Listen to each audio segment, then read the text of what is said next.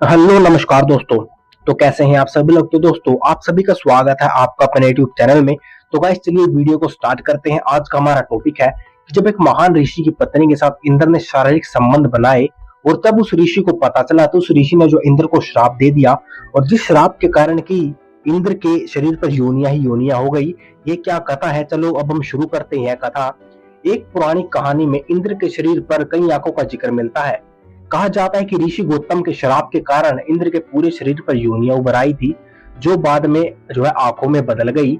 एक जो पौराणिक कथा के मुताबिक स्वर्ग लोक में इंद्र का वास है। इंद्र अपने चारों ओर कई सुंदर अप्सराओं से घिरे रहते हैं और उनके साथ काम क्रीड़ा करते हैं। इंद्र को देवराज भी कहा जाता है, यानी कि देवों का देव। फिर भी इंद्र की पूजा नहीं की जाती। इसके कई कारण हैं। इंद्र कभी भी खुद को काम वासना से मुक्त नहीं कर पाए।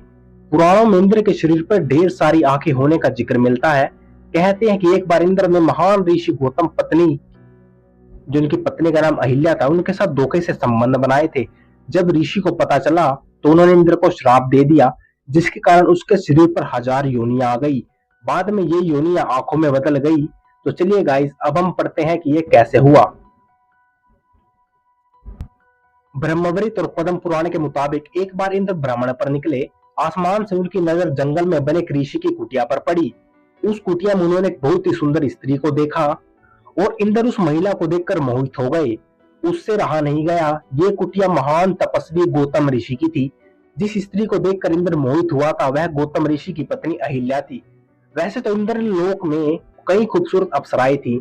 जब भी वे चाहते उन अप्सराओं के साथ सहवास कर सकते थे, मगर अहिल्या की सुंदरता उन्हें भा गई। इंद्र अहिल्या के साथ संबंध बनाने की तरकीब सोचने लगा और उन्होंने अहिल्या के पति गौतम ऋषि की दिनचर्या पर नजर रखी।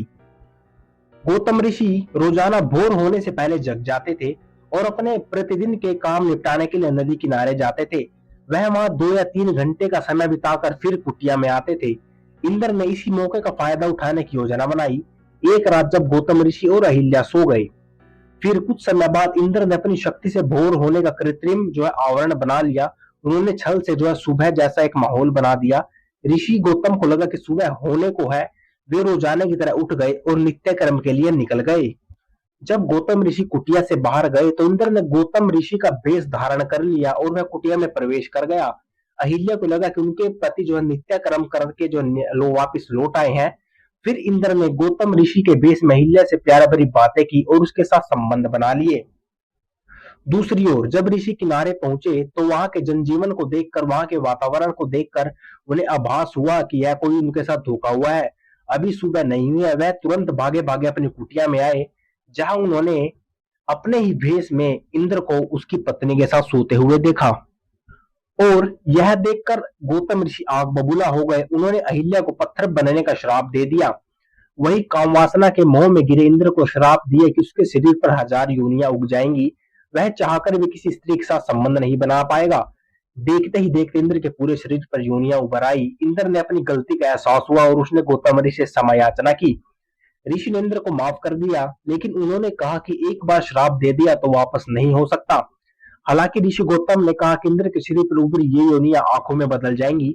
इस वजह से इंद्र के पूरे शरीर पर आंखें ही आंखें दिखाई देती हैं। और दूसरी तरफ अहिल्या ने गौतम ऋषि से कहा कि उन्हें बिल्कुल भी यह एहसास नहीं हुआ कि उनके भेष में कोई और शख्स उसके साथ सोया है। इसमें उनकी कोई गलती नहीं थी। उसके मन में छल की कोई भावना नहीं थी। गौतम ऋषि ने अहिल्या को वरदान दिया कि कालांतर में भगवान विष्णु का अवतार तुम्हारे पास आएगा और उसके छूने से तुम फिर से पहले जैसी बन जाओगी। सालों बाद श्री राम ने विष्णु के रूप में अवतार लिया इस धरती पर और राम ने ही बाद में अहिल्या को छूकर उन्हें श्राप से मुक्त किया। आई होप कि गाइज आप लोगों की ये कहानी अच्छी लगी होगी और आप लोगों को समझ में आया होगा कि क्या घटना घटी थी। तो गाइज अगर आप लोगों को वीडियो पसंद आई हो तो चैनल को सब्सक्राइब जरूर कीजिए और शेयर कीजिए अपने दोस्तों के साथ और लाइक करना ना भूलें। And thank you for watching.